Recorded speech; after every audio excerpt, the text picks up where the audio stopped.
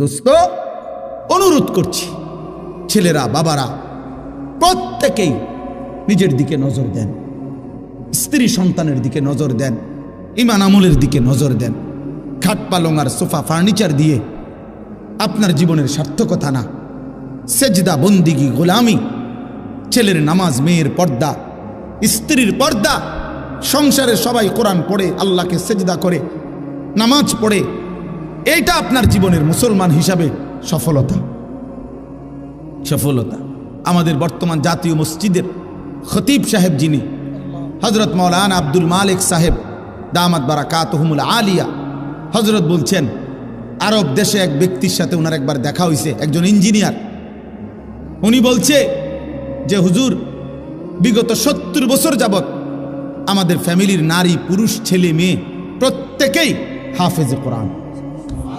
এটা বলার মতো একটা কি সফলতা।